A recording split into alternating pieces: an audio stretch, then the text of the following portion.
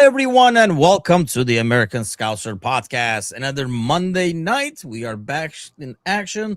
All three of us here. I'm your host, as always, Timucin here in Chicago.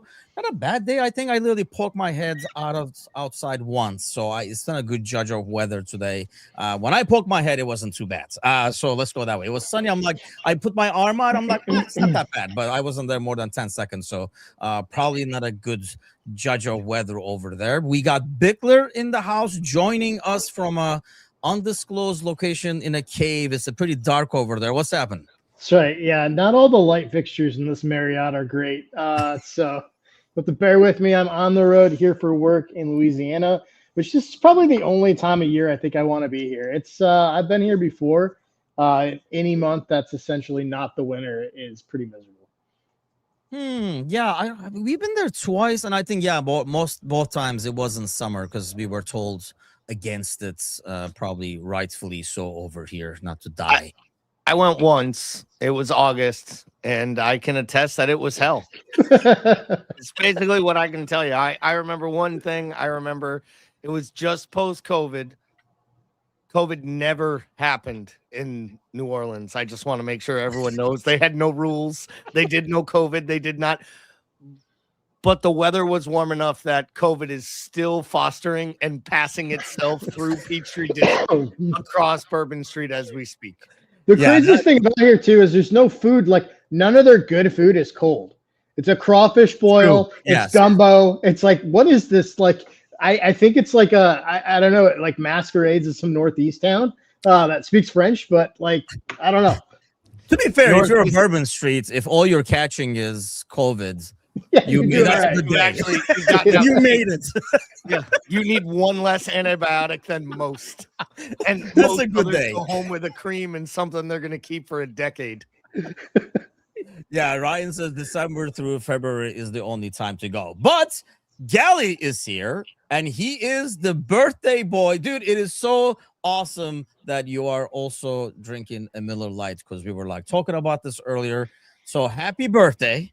I only need exactly 998,000 more, and I'll meet the million that Bickler told me to have today. Oh, well. I can't wait for this pod to get taken down now for copyright stuff. Sweet. If it ain't gotten taken down yet with all the Miller Lights I drank, I think we're good. So we got to get everybody to like sing happy birthday or something. Bickler, do you want to sing happy birthday or anything? Sure, Don. I got it out with the Bobby Firmino deal. Or we can do what we do over here on Monday Night Podcast as a tradition. This is what we do. This is how we roll. I'm even going to take us off air over here and just like play this. Oh, man. It's a Monday night circus. Same three names on the wall. Timucin stirring the stories. Gally just starting a brawl. He'll poke till the fuse gets shorter. Smiling while you lose your cool. He's the chaos in the corner. Laughing, breaking every rule. Happy birthday, Gally. You menace. Raise a can up to the sky. You light the match, then sit back. Watch the room go wild. Happy birthday, you legend. We still show up. That's not. To be fair, Angie did try to stop me. I'll give her that. I love the fact that Angie rightfully does not jump into any of our pod chats unless she is apologizing on her husband's behalf, which is probably one of the coolest things ever. I was gonna say, miss you. Man, stop. I was just gonna say that's like the Haley's comment of podcast chats right there. Like I've like never seen. I was immediately alarmed when I saw that. As soon as I saw I tried to stop him. I was like, Angie. Oh, it's Angie. Like our Angie. She sensed a disturbance in the force. Shelton says you're insane. But I don't know why you guys are like all like happy for her, because ultimately we still played it. You guys are lucky. The only lucky part is I said I probably shouldn't play the whole song, right? Just like halfway through. She was like, yeah. So she at least saved you guys half the song over here. Hey, you know what? It's definitely beats talking about Liverpool. So We I can have just like kill another 5 couple of minutes. songs I can play if you guys want. But even before that, let's get to another birthday gift for you. Trivia. BJ has sent this one. Obviously, we got the Arsenal matchup coming up. So this week's trivia is before this Thursday's match, Liverpool will have played Arsenal at Emirates Stadium in 19 Premier League matches. How many of these matches ended in a draw?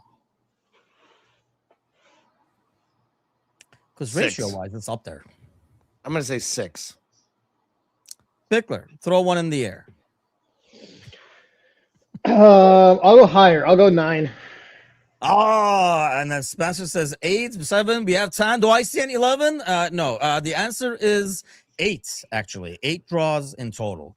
1-0-0, 4 at 1-1, 2 at 2-2, and then we had that 3-3, obviously, and 2017, the club era with Bobby getting the equalizer over there. So, yeah, I mean, I don't know. We'll probably talk about the Arsenal game. We'll obviously talk about the Arsenal game on the way out. I don't know if a draw looks as bad as it did, I don't know, a couple of months ago or whatever. But let's start. Obviously, since we were on air, it's a whole brand new year, and we've played 2 games, and the year has not started well. I mean, their draws ultimately, performances leave a lot to be desired. At the end of the day, Bickler, is this kind of like where we're at? This is the team that's going to kind of go through the motions. We're going to have a couple of good, couple of bad results, mostly average results, at least for the foreseeable future. I mean, I guess, like, right, we're going on a couple months of this. I think it's the frustrating thing for me is, like, I just want some sort of hope. Like, by hope, it's like, if we're shit the rest of the year, like, at least want to look like we're shit with a plan. And, like, I think the problem for me is, like, I don't really see what the manager's trying to do. I see a cluster of midfielders who don't look like they have, like, pre-developed or pre-designed roles in the system anymore. And it just looks lost in the mix. And I feel like with each passing week, it gets muddier for me. And I think that's the frustrating thing for me. Yeah, in some ways, Gally, if the goal initially was, when we were going through the losing streak, to stop the bleeding, he has managed to, and let's face it, at the time, that's what we said, right? Stop conceding goals, stop letting in goals nonstop. Let's at least play it safe. So at least let's not lose all these games. So to be fair, the bleeding has stopped in that sense. We're on a ridiculously weird not losing streak, the worst non-losing streak of all time, probably, if you look at Liverpool history. But ultimately, the bleeding has stopped. Are we just waiting for the next step, or this is kind of like the step for a while, as I was asking Bickler? Unfortunately, it's probably the step for a while. I mean, the side looks threadbare of players, talent, and direction. You know, I'm a little bit like I'm in between because I've been with you most of this time, Tim. I've been trying to fight myself from getting into the slot out crowd. I don't want to get caught up in the social media stuff, but I also know we do this show and we talk a lot on Discord and on our social media channels. And I think we have to be fair.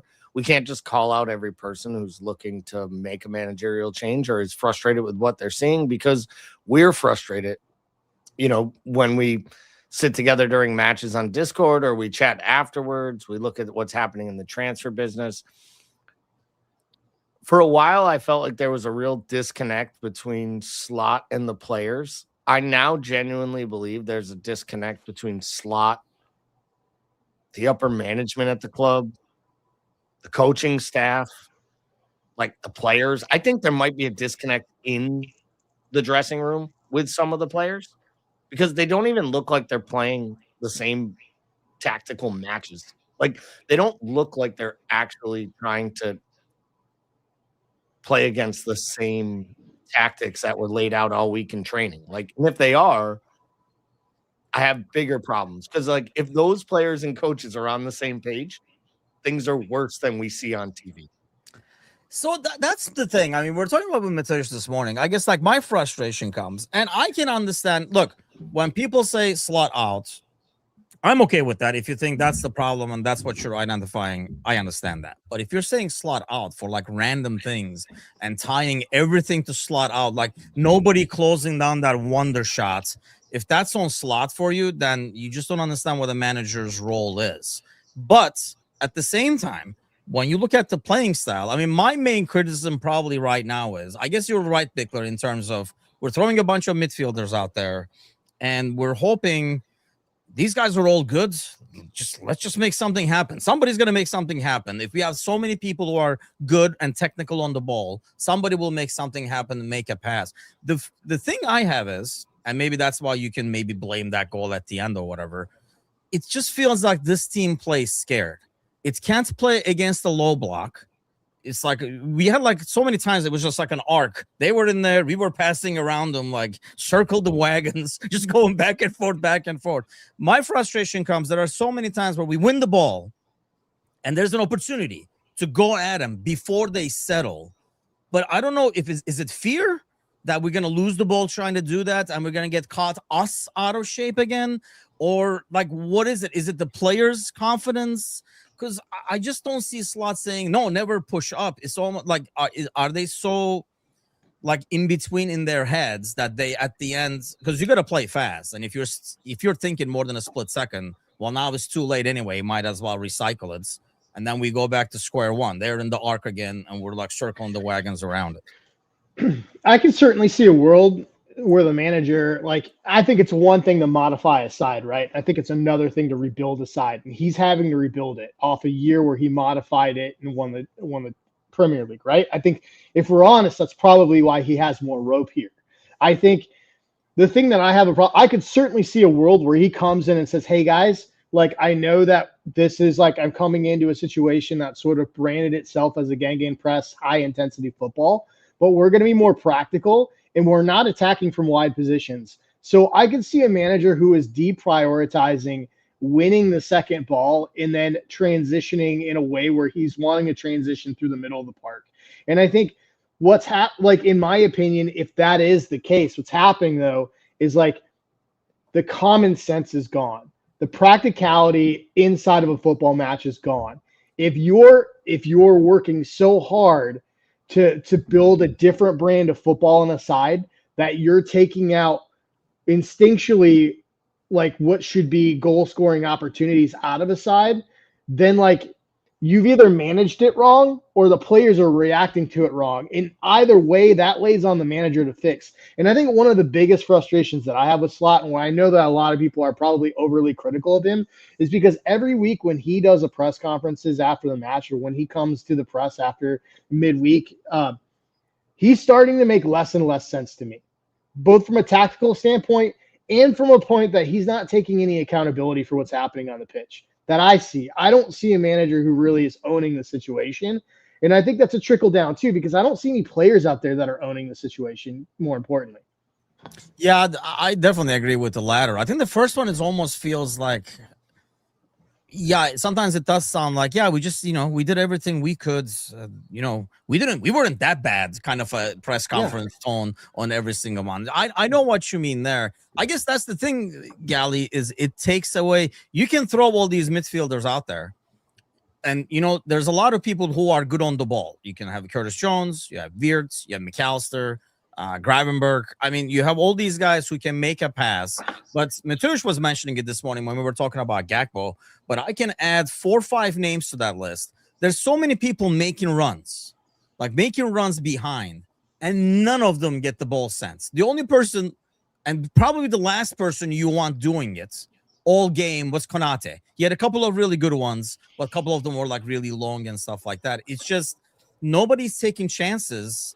But I feel like he's taken that instinct away. Or what do you think? Has he taken that instinct away? Or these guys are so worried about losing, they're like, let's keep the freaking ball. Maybe we'll make something else happen instead of just giving the ball back. We're so afraid of our lack of defending.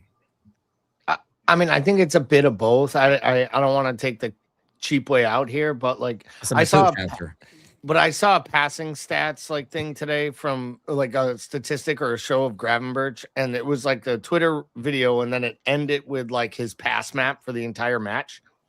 And we used to criticize Jordan Henderson for not moving the ball forward. Gravenberch literally completed like 88 or 94 of 100 and something passes in the last match, and 4 were for positive territory on the pitch. All he did was pass the ball to fullbacks and center backs and kick the ball backwards to Kanate. Like you joked earlier, you were like, we're kind of doing this circle thing on the outside of the box. Like I watched Indiana Jones because, you know, it's the holidays and it was on like an honest loop. And it's that third one where they're going for the grail.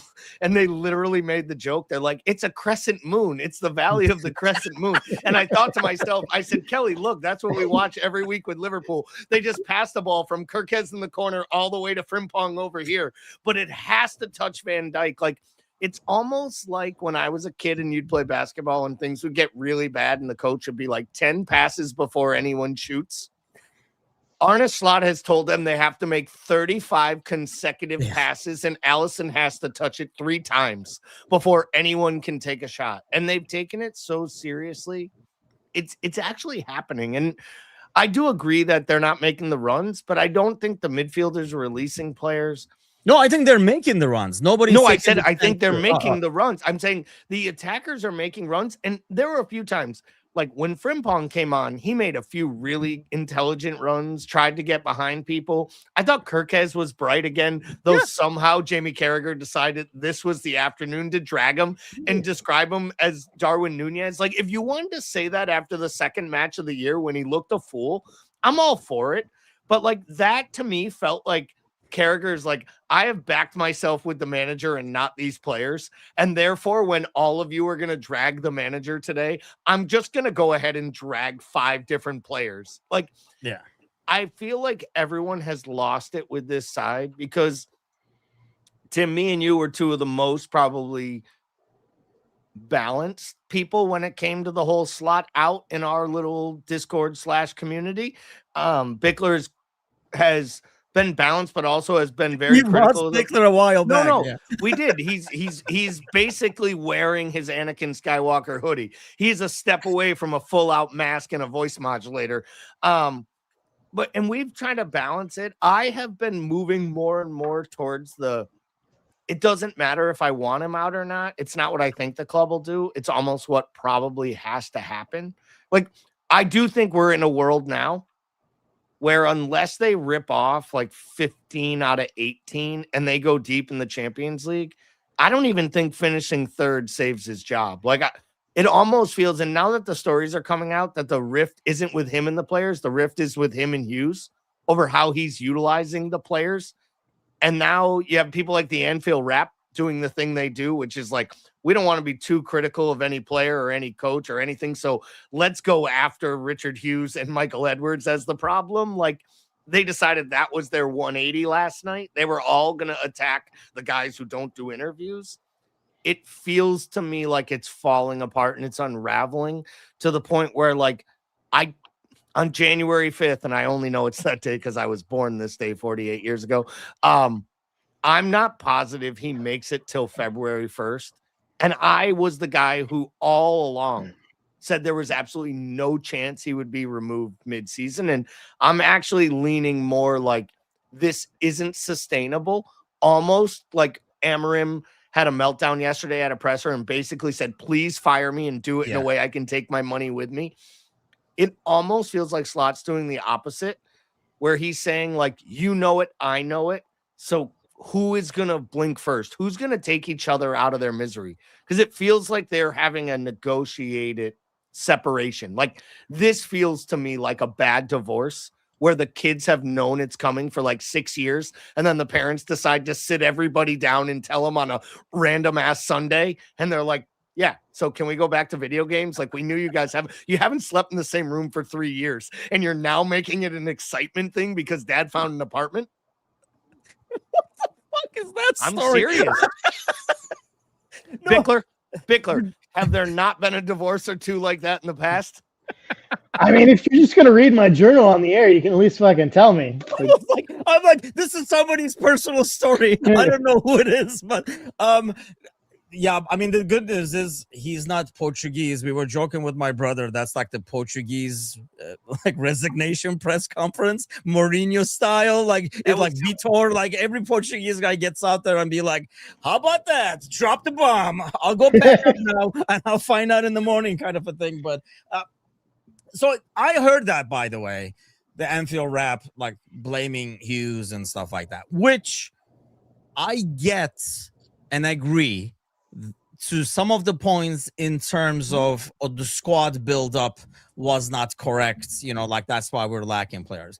The only thing I have to that is, and this is the part that pisses me off, is like everybody doing so much like, you know, Monday morning quarterbacking over here is nobody. Now, one person said in summer, especially if the Gahey thing went through, everybody said it's a perfect freaking summer. 100%. Nobody said, oh, we need this, we need that. We didn't adjust that. Why is Diaz leaving? Nobody said shit till now. Everybody is like, we didn't have this, we didn't have that. You weren't saying that. And that's like my biggest complaint with that is like looking at it now, they don't have the luxury of looking at it now. Like they did it in summer. Having said that, Bickler, I think the reason why there is so big gaps, I mean, part of it is just luck, but it's going to happen, right? It's like Leone, maybe it's not going to happen where you lose them for like, you know, really long, but Leone, Isak and stuff like that. You lost your, I mean, in Isak, your most expensive transfer. In Leone, you're probably your main depth because we knew, you know, Gomez could not be trusted all the time and stuff. But I think one of the bigger reasons that it looks like the squad is not deep enough, more than injuries, we've changed how we play. So when we were looking at it before the season and you like named positions, you're like, he's there. And then everybody who wanted the left winger now at the time didn't want anybody in front of Rio. Now we want somebody in front of Rio, but we want Rio to play as well. So like, I don't know how that happens. But, you know, when we made those positions, Bickler, last year, with the same formation, the depth was good. That's why everybody in summer was freaking happy. When we did the 24-hour podcast, now one person bitched about the summer. So do you think it's because we changed how we're going to play maybe too early because the results weren't good? And to this new formation, that old squad does not match as well. No, for me, it's the fact that we're talking about a fitness issue that no one can give a logical explanation on. Like we're talking about how like all these players are gassed, how they're not fully fit. Like a lot of these, and I'm not talking about the players we knew we were going to have issues with, like Isak and a lot of the new guys coming in, adjusting to this league, Florian Wirtz. Some of the dudes that have been here. Like we're talking about how like literally gassed these guys look, or how we can't get a full 90 minutes out of certain players. And like, to me, it's like, why? Like, to me, we're doing something from a training standpoint, like at this point, because like we just watched a decade of a manager run the brakes off 15 of the same players for the better part. Like, you know, I mean, he turned that squad over a little bit, right? But like, how many years have we watched Robbo play twice a week, like full 90s? And now all of a sudden we got players that we're telling like we can't do it with, and like, oh, we're not deep enough because they can't play twice a week. And like, okay, sure. Like if that's the case, then we should be built like City, where like every time that we have an injury, we're buying, and we're just additionally buying these players, right? Or we're building a bigger squad. But we've never been built like that because we've traditionally relied on the same handful of players to our detriment, in my opinion. I always wanted us to rotate more, but like, it's weird to me that we're having a fitness question now, like when we've never had it prior to this. And the only thing that's changed is the manager and his entire staff. Like you're mentioning, are you talking fitness in terms of like guys being available? Just to clarify, so I understand your point. Like in terms of guys, like a guy like Ekitike being able to not give you more than 70, etc., or are you talking about them looking tired? I give like both. Them looking tired and them being able to give you 90 minutes. Now, I give the kid a little bit of grace here coming into a new league and adjusting to the play of physicality, right? But like a lot of these guys that have been here together, like, I mean, the only one that's really done it, right? Like what, Soboslai? Like out of the back. I mean, I'm going to leave the center backs out of this, obviously. Mm-hmm.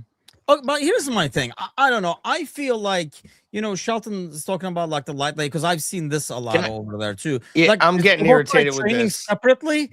Number one, and number two, like you look at that game after that goal. There's 15-minute, 20 minutes period. Why everybody was like, why can't we play like this all the time and stuff?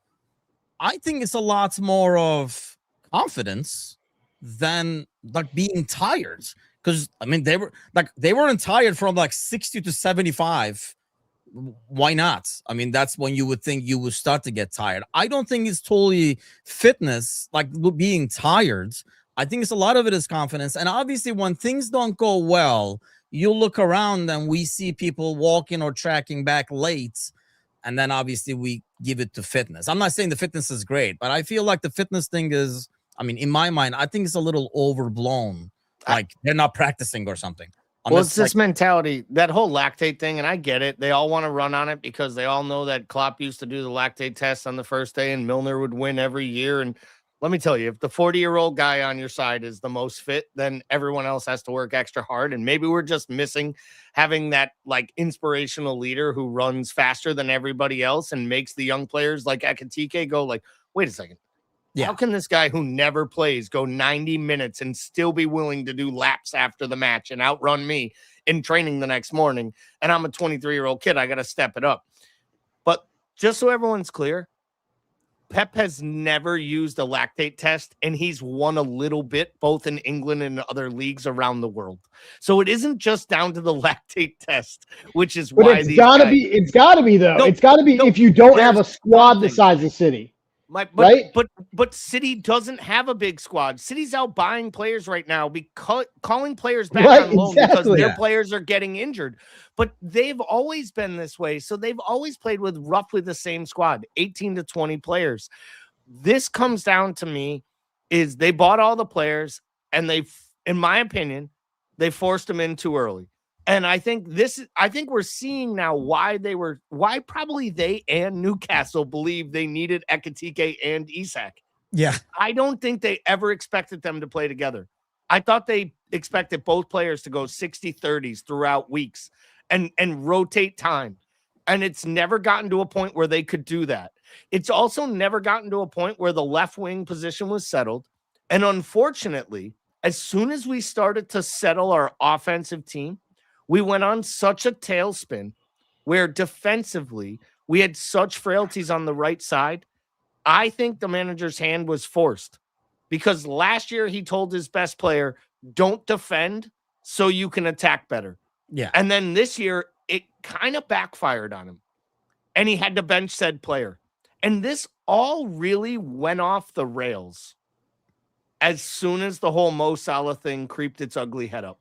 We think that galvanized us, but it actually didn't, because we still drew with Leeds when he didn't start, and we drew with Sunderland when he didn't start. So in this run of, 8 unbeaten with 4 draws, all 4 that should have been wins, 2 of those Mo Salah didn't start, and 2 of those Mo Salah was at AFCON.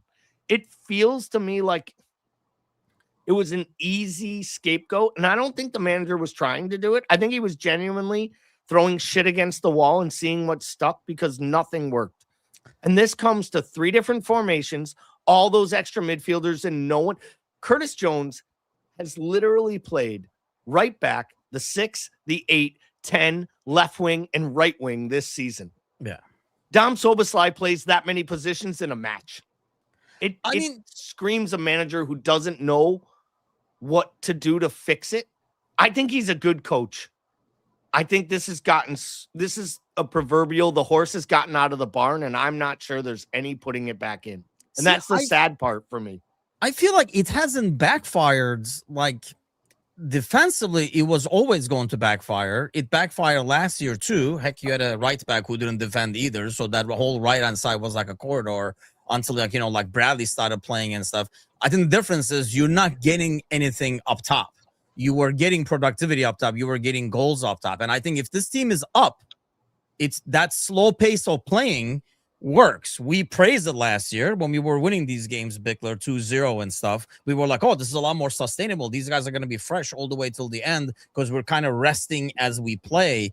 But when you're behind or when you're even like tied, that slow pace is just like extremely frustrating. And there is no incentive for the other team to come out. It's one thing to be up 2-0 and you pass back and forth. Eventually, they're going to come out of the low block.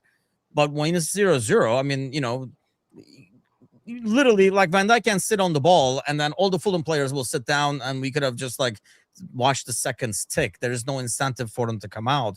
We're not getting the productivity up top, but then you're not going to create chances and get productivity if you kind of play too scared and not take any risks. So it's kind of like a snowball effect.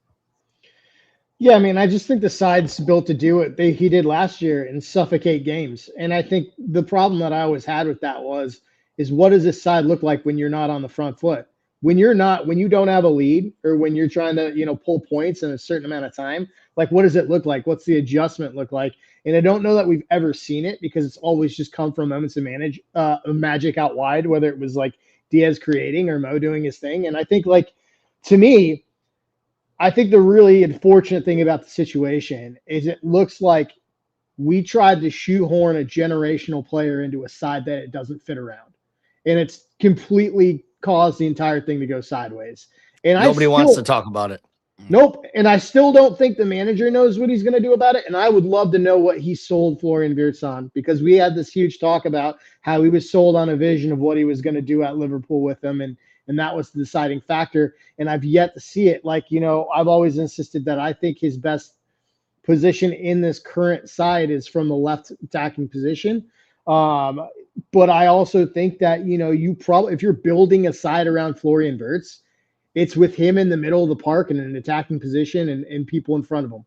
And I just don't know, with the midfield system that Klopp played, Arne Slot modified, and Slot is now inherited and having to rebuild. I don't know that there is a world of Florian Wirtz fits in that midfield in a 10 with space with the way that Slot likes to play. And I think that juxtaposition has caused Arne Slot fits. And I don't think he's figured it out. And I think the big thing is, can this side hold on, get fourth or third while he tries to figure it out? And can he figure it out? And I don't know if he can.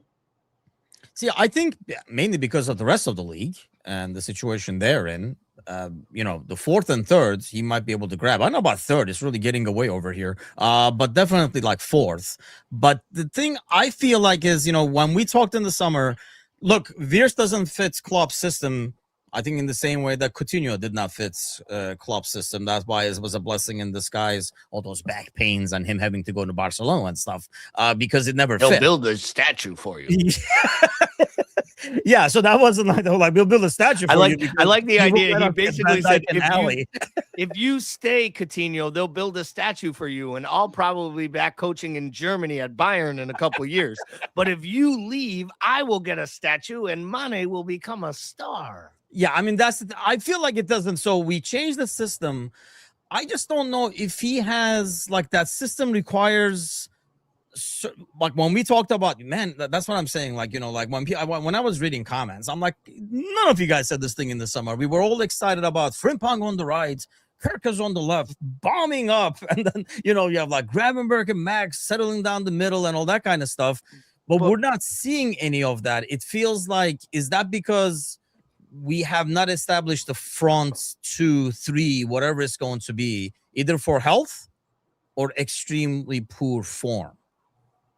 And I think probably more the latter in most cases. It's probably the latter. I think the first thing is we missed Diaz more than we thought we would. And let's just say we missed the profile of the player. We missed the pressing, maniacal. I know I see him all the time now because it's the beauty of Liverpool supporters, the revisionist memories of all of them.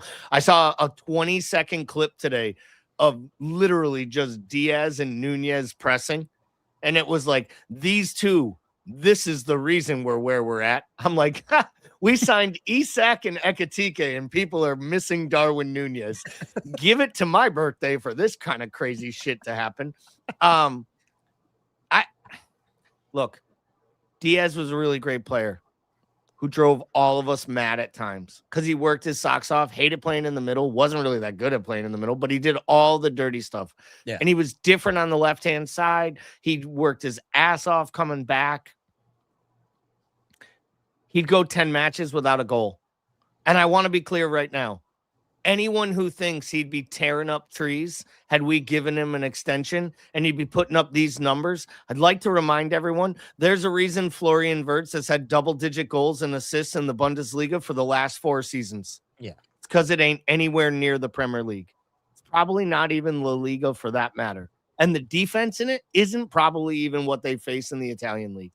It's a lot more open. It's a lot more It's open. wide open, and it's built for a player like him, which is why Bayern's always doing good, buying pacey, foreign attacking wingers when no one else can buy anyone outside of Germany. Because if you're good outside of Germany, Bayern just takes them from your club, right? Like, yeah, I mean, if you're good in Germany, it takes them out of your club. Exactly. Yeah, that's their thing. But I think with Diaz, I mean, I'm glad you brought the Diaz thing up.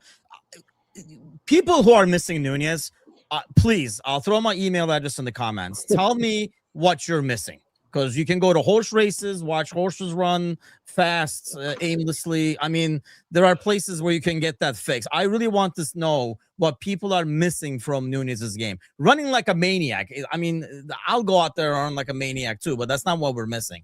Diaz, I'm glad you brought it up, Gally. I feel like what we're missing out of Diaz is the fact that it would drive us nuts sometimes because he was taking the chances. He would take somebody on. I was like, just gonna you don't say, remember Diaz passing the ball to Robertson a lot, right? He would take, like, sometimes we isolate a player. Now, go take the guy on, take the left back on, take the right back on if you're on the other side. Diaz did those things, and sometimes it didn't work, Ali, and we were frustrated, but it's made the defense worry. It made the defense shift, which made everybody else's job easier. It made everyone's job harder on their side, right? Against us. And it also allowed midfielders space to run into because he stayed wide. And I understand everybody gets their head done in with Gakpo. Like, you know, it's getting bad for Gakpo in the Liverpool community when I'm the one coming to his defense. Like, when it's me being like, wait a goddamn second, people. He's our 3rd highest scorer of this season and our leading striker and other attacker. But let's be real. This season really comes down to one crucial, critical thing. And that is they bought a bunch of attackers with the mindset of still having it be built around the legend and 3rd all-time leading goal scorer on the right wing to take us for a year or 2 more. And it looks like he hit a wall that we all were calling out last season in the second half that's never rebounded. And now he gets to go off and play at AFCON. I've never in my life been rooting for a team to score another goal. When that, I don't even know who they were playing today, but when they leveled at like 70 minutes, I was like, please just get an own goal. Like, let it bounce off some Egyptian's face and like end this thing. Because who knows? Knowing Mo Salah, maybe he'd take the hero's cape and fly in and try to play against Arsenal. We need him back. We need him now. Like, and there's no more of this when he comes back, where does he play? He plays either on the right wing or he plays in the right of a 2-man attack because you need him in the lineup. You need another piece of pace. You need something up top that can give you a goal. You watched it yesterday. They passed the ball in circles. Until Frimpong came on, they really didn't create anything going forward. Like, to your point, Tim, Frimpong is the closest thing we have to Diaz. Yeah. Someone who at any minute will not only take on one guy, if you challenge me enough, I'll take 2 of you on and I'll beat you both. And I like it. Like, I'm pleasantly impressed with what Frimpong has brought so far. I still think he can do a job at right back, though someone who contributes on this channel likes to remind us that he's just not a right back. I think he can do a job at right back. I'd like to see him more at right back because I think when he starts to, if he and Mo can figure out a world where they can play together, and it probably might mean Szoboszlai being more reserved or Gravenberch doing the Jordan Henderson job that he used to do for Trent. I think we can build on that right-hand side. And then with Ekitike and hopefully Isak getting fit and healthy again in a couple months, you might see something build out. But I'm with Paul. I think the whole Wirtz thing, is the reason we'll end up with a new coach / manager. I think they know at this point they put too much money in. And at this point, you have to have someone who can get the best out of Florian Wirtz. And for me, I'm not sure we've even scratched the surface of what the best of Florian Wirtz is. And I think that has to do a lot with the tactics, to Paul's point, and all the mechanics that have changed already in 6 months' time at the club. I just don't think it's a healthy environment that you build around something like new and special. If you had a plan, you should have seen it. And I don't think they actually have the plan. And I think that's why Hughes and Edwards might be starting to think to themselves, like, is it Alonso? Is it Nagelsmann? Like, and I hate saying this, but who in Florian Wirtz's past has gotten the best out of him? Because I want a bit of that. Yeah, I mean, here's my thing, though. That this is what we come back to. Bickler, you were mentioning it earlier. I mean, this guy was sold on something when he signed over here, right? So there was some kind of a plan. And that plan included a 9. And we got the best one in the Premier League. I understand he's injured now, but let's be honest. Even though he's a totally different player than Isak in some ways.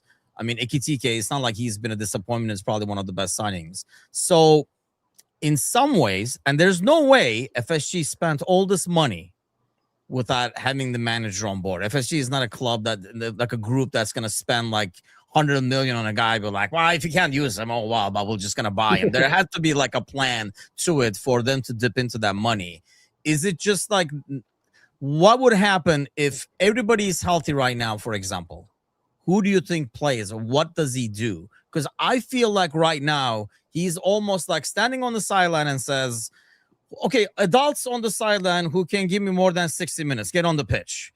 And then he's like, looks at the pitch and he's like, okay, then, well, you're going to have to play on the left because we don't have a left winger. You're going to have to play in the middle. This is where, like, you play a pickup game and everybody's a defender. So some of the guys have to play up top.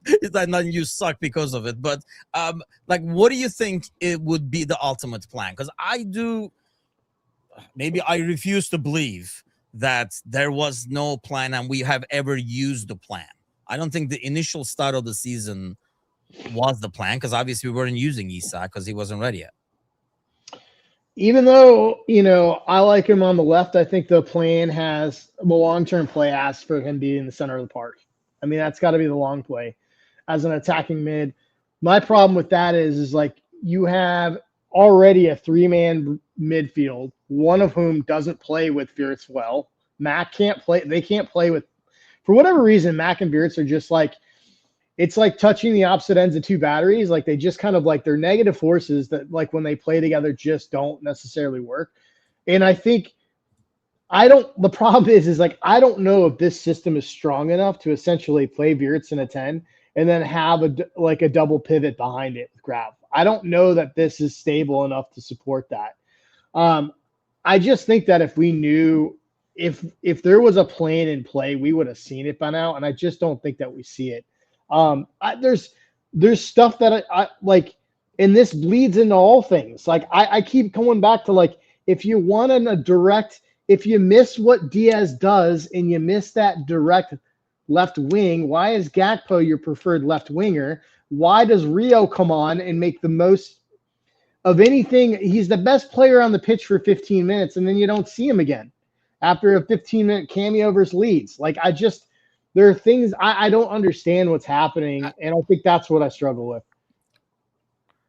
I guess my thing is and I get everyone's opinions here and where they're coming from. I'm with Paul here. I think there's a misdirection. I think this comes down to arrogance, personally. I'm dead serious. I think that they won the league on a canter last year, which was a down league. Let's be real. Like, the league this year is more competitive, which is also helping us because so many people take points off each other every week that in this mirrored run of form, losing 6 out of 9 and drawing 4 out of 8 and then celebrating that you're unbeaten in 8, but you've only won 4 and you're still in 4th place. Yeah. Like, that's because the league has declined or is more competitive, however you want to look at it. I think it was a bad league last year that we capitalized on the first half of the season. I genuinely think they bought players with a plan for 2 to 3 years from now, but they re-signed 2 big-time players and said, we're going to invest in these guys. And for 1 year, we'll still win matches, and maybe we can win a league, or we could win a Champions League or a trophy. And we'll do it playing through Mo, but we'll do it with Isak. But they never said to themselves, shit, Isak's really good when you cross the ball into the box early. Oh, wait, we have 2 wingers who don't like to cross the ball because they like to actually drift inside and try to score themselves. And then they bought Ekitike because maybe they got their ass literally like got chafed because they were like, oh, Newcastle thinks they're going to stick us in the media and tell us that we can't have Isak. Fine, we'll go buy Ekitike too. And we'll take Isak from you. And we'll disrupt our entire preseason. The one thing I think the Anfield Rap got right, not replacing Diaz was criminal. Because the coach has made it very clear with Harvey Elliott and Kwanzaa, he has no business for a project. And there's nothing more of a project than a 16-year-old kid who has all the hype in the world after a great preseason. And I don't think Slot ever thought that Ingamo was going to be a big part of his squad, and probably shouldn't have at 17 with the players he had. But they left him as one of their as his 6th attacker. He basically replaced Chiesa, who didn't play last year, as the guy who doesn't have to play. Yeah. Well, now your 5th guy doesn't have to play. And that's, to me, I think they left the squad. I genuinely think the whole Isak saga and the pursuit of Isak clouded everything at the club for a month and a half, when they probably should have been looking for the Wesley Fofanas or the Ismail Sarr or the young player somewhere that was a step away from making the big step forward. And instead they decided, we're not going to, look for Rodrigo on loan because we don't want to block the pathway of a 17-year-old. Yep. But the problem with blocking the pathway of a 17-year-old is you need a coach who's willing to play the 17-year-old. Well, that's the thing. I mean, look, squad-wise, I said this all summer. I remember even talking about a 24-hour podcast. Like, I never understood the point of keeping Chiesa because he didn't even play him at the end of last year when it didn't mean anything. Endo, who clearly did not fit the profile of midfielders we normally play, keeping him over there. So you have all these people who are on paper depth. But my thing is, I just don't want to go back and blame that now, because I don't think any of us were complaining about it. Afterwards, we were like, they know what they're doing. Look at the players we bought. We're in good shape. This is a title winning team. I don't think obviously we didn't consider the injuries and the severity of injuries. You're always going to have a guy out 2 weeks, 4 weeks or whatever. But, like the Leone thing and the Isak thing. And I think the biggest thing goes back to the guy who everything was going through in Mo had a huge drop. I mean, Nick was mentioning in the comments earlier. I mean, you don't have Mo is not going to take anybody 1v1 either. I guess my thing is, I don't even know. We talk about Gakpo, Diaz, not replacing Diaz. I don't know. That's on FSG and Hughes and Edward, that's on them. And that's where the disconnect that you were talking about, Gally, is coming from. He felt like that didn't replace, because he spent the entire first 2 months of the season talking about, you guys keep forgetting the people we sold. You guys keep forgetting the people we sold. And he kept mentioning it. That I think I've heard that 100 times in the first 2-3 months of the season. Especially when he was talking about the money spent. He only played one. He only played Diaz. I mean, Trent left. We sold Diaz. We sold Kwanzaa. The kid begged to leave because you benched him on the halftime of the first match, and then we didn't want to play him again. And you didn't play Harvey Elliott or give him a chance at any moment of the season. And I'm not saying it was a bad thing. I think it was good for their careers, but we act like we sold 7 or 8 players. No, I'm saying he keeps bringing that up. I don't even know if he means he agrees that we didn't replace him. I don't even know if he wanted him replaced. I don't know if that's the kind of player he wants, who's going to take those chances. And to be fair, he maybe thought, hey, we're going to have a number 9 now that he never had, because we were playing Diaz in the middle, because Gakpo couldn't play in the middle, kind of a deal. So I don't know if he thought that. I mean, that's, I guess, the frustration. It goes back to what you're saying, Bickler. I just don't know if we're not seeing what the vision is because the pieces are not there, or he's really confused with these No, round, you like got square pegs, round holes, whatever, whichever man, way you he's want to put it. over his head. He's over his skis. Guys, think about this. What does this look like? This looks like Brendan's last year. Even the football looked like Brendan's football last year. Yeah, But the big thing about his last year, guys, remember Klopp's first year? We saw a system, but we just didn't see the quality needed for it. But we knew where it was going. We could all see where it was going. We could see what he was trying to do with the wide attacking players. And like we just needed some time for that to sort of come together. But the biggest thing that we needed to see was this team starting to win points in matches that were in the balance, which is what they started to do when Lallana hit the half volley in. We started to get that belief and stuff. But from the very first day he came in and established the culture, we started to see what the plan was, even though the pieces weren't there. But is that Well, because he yeah. has the advantage of starting at ground zero? So anything was an improvement to us. Whereas the expectations were even 10 times more, I feel like, because we're coming from a title winning season and you added all these players with money. So we expected something even greater. Whereas when Klopp came, we were more like, we just want to have some fun. Like, yeah, Oh, I mean, we had Mario. and we had a lot of fun. We had Barini, Balotelli, and fucking. I remember one of those. There was literally a match. He started Barini. There was, I think it was Lambert, Barini, and either Asiati or one of these crazy ass names. And I'm like, how is this even effing possible? But then again, this is the thing. And I've said this before. Anytime someone tells me they want Slot out, and I'm open to listening now because I actually feel like it might be getting worse and more dross. And if you lose more players, like when McAllister starts making comments like he made this week, like when players are going to the media and saying things like we made too many changes and that impacted all of us, especially me, like I genuinely don't need to hear that buying players made it harder for Alexi McAllister to be Alexis McAllister because he hasn't looked like himself since about March of last year. But it does show there's some type of rot and like fallout in that dressing room, and it's probably permeating throughout the club. And maybe it's because the manager doesn't get on with his bosses. Maybe it's because some of the players have stopped listening or turning down tools in training, or maybe there is a little bit of the haves and the have-nots. Like we are the champions, but Andy Robertson sits in this corner and Kirkes gets a starting bib every week. And I don't know if that bothers him or not, or they're starting to just feel like, what does Konate need to do to lose his job? And Joe Gomez has to sit on the bench. Like there does feel like there's something off here. But I ask everyone the same question. If you do not want the manager, who do you want? And I don't want to hear about, we all saw that Amorim got fired today and Maresca went out last week, and everyone was talking about how Ole Gunnar Solskjaer wants the job back and Darren Fletcher's going to take it over till the summer, right? And then I saw somebody else saying that, John Terry should get the Chelsea job because how is that worse than what Lampard did? And if we get a manager at this point, it will be a caretaker manager.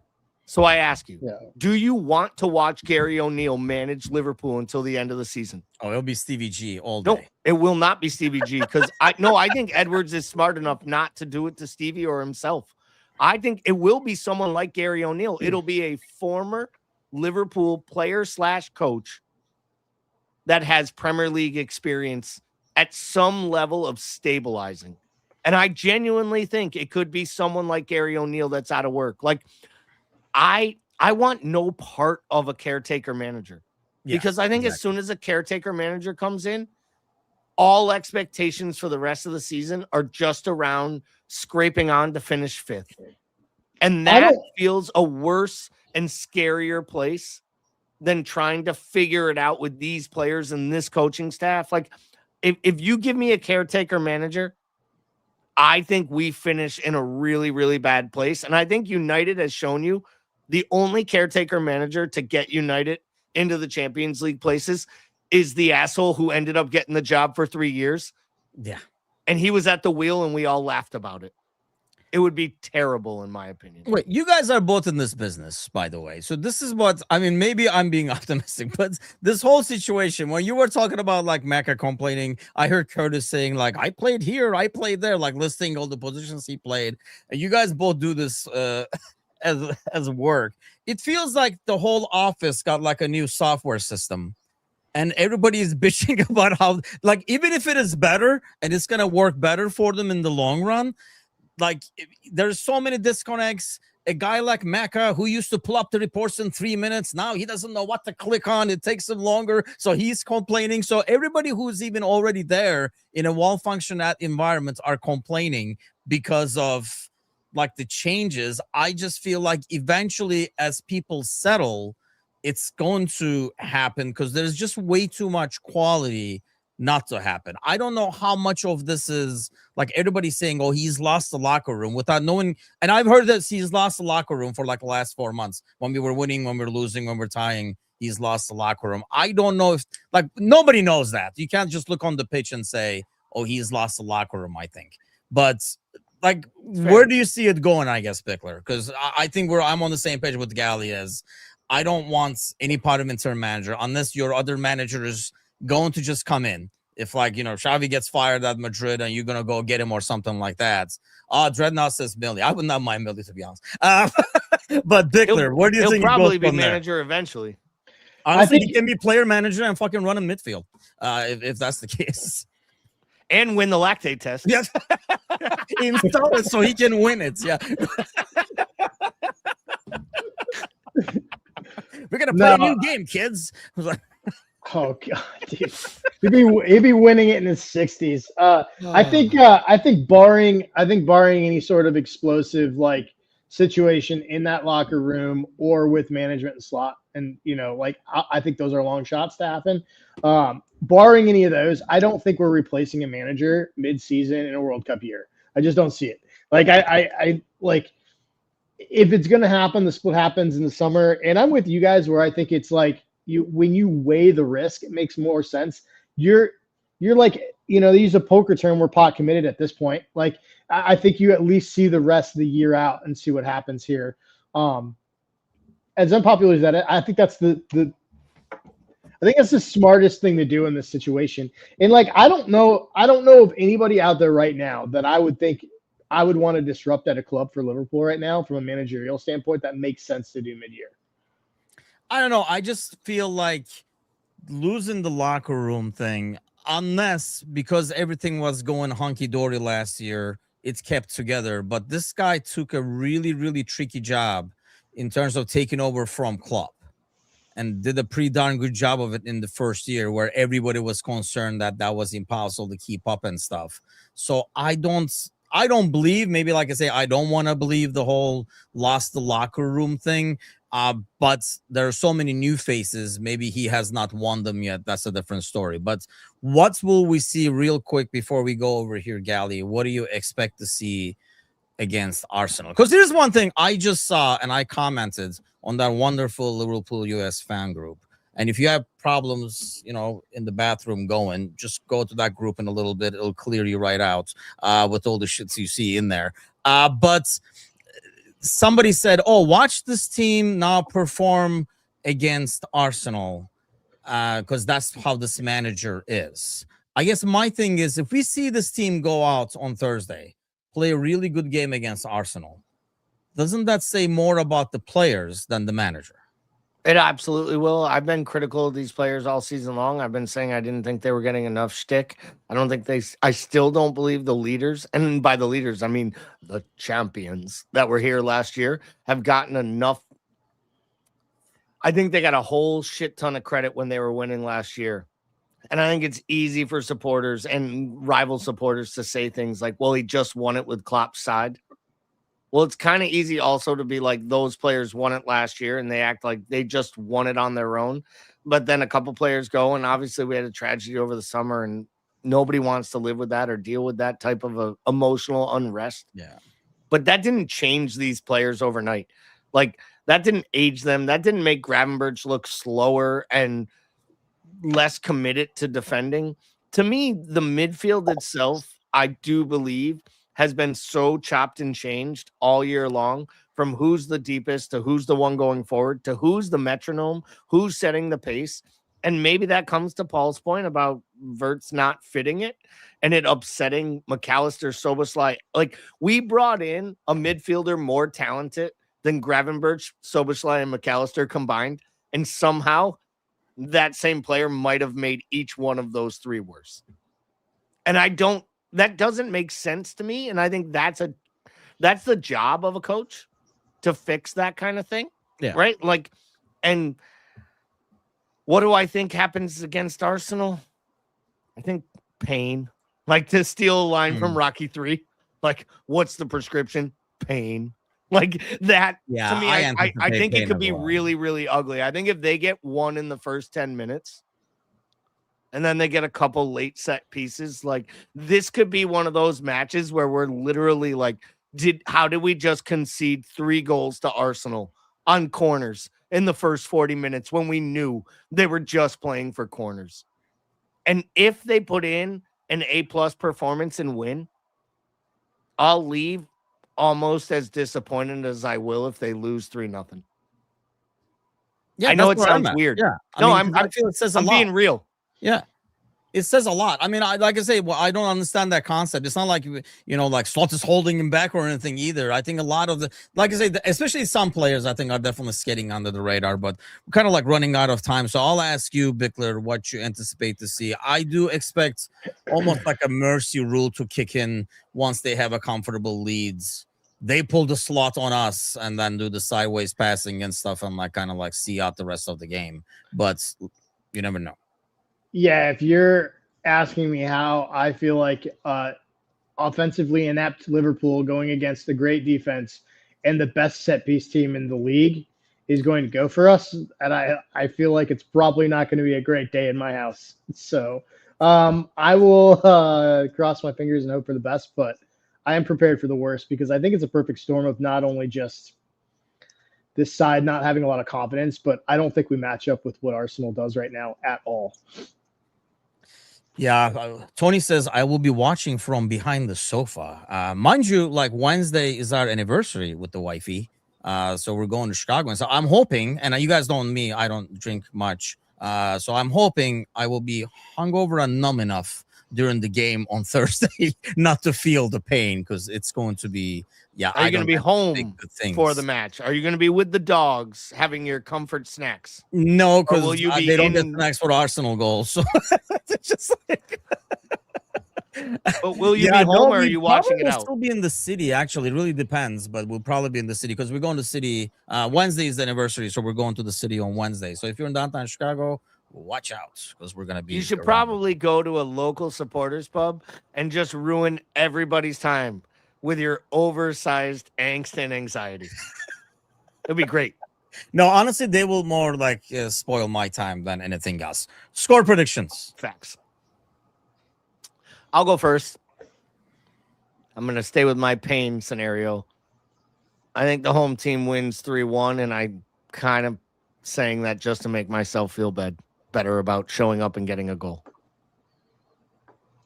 Yeah, I was going to go with the Slot special, but like the other way around, and Arsenal to us 0. See, that's the kind of optimism that I want around here. Because I am hoping they turn up, but the sad thing is, even with that optimism, I don't think us turning up is gonna be enough to win away. But I hate to predict a loss, so I'll predict a 2-2 draw. So 2 goals scored by itself would be pretty impressive on our part over there away. But I'm going with the 2-2 draw. Let me ask you guys this: a 2-2 draw. Are you guys coming back happy? Based on your predictions, I assume yes. You have to be happy if you draw against the best team in the league, and it pains me to actually say that they are the best team in the league. I'm still going to stick by my guns. I still think City will win this league because I think they'll find a way to get tight and maybe bottle it. But for all the clamoring we did in the offseason about how great business we did, if you look top to bottom, the business Arsenal did in buying players and not selling any and strengthening a good squad and making it great is ultimately what champions should look to do. So it will pain me if they win this league. But if they win this league, it'll be because of the work they did in the summer, in my opinion, and everything Arteta's built over 5 years. And this pod can end now, so I can go throw up in my mouth. Yeah, let's hope they bottle it. Al Flash just joined, and he's an Arsenal fan. Sorry, man, but anybody but Lego heads. Once you guys get rid of Arteta, I don't have as much, like, I don't despise Arsenal as much. I definitely despise Arteta and his Lego heads way too much. But yeah, you never know. My only hope is sometimes, we've had these games, right? So, what were we playing? United once, where we were like really heavy favorites, and then everything sucked and stuff. These games like this, sometimes the opposite. I think there was happens. one of those earlier this year. I went to New York to hang out with Kazi, and they lost. Speaking of, Shelton was talking about, the Thursday night podcast, the Bald Crew is going to be almost like a post-match. So let's hope to God things don't go too bad, because that studio can explode. But that'll be it for us this week. Happy birthday, Gally. I'll send you the song so you can play it and dance along with the wifey and everything. And then Bickler, don't get in trouble over there on Bourbon Street. Don't catch anything we wouldn't catch. But have a great week, everybody. And we'll see you guys soon. Take care.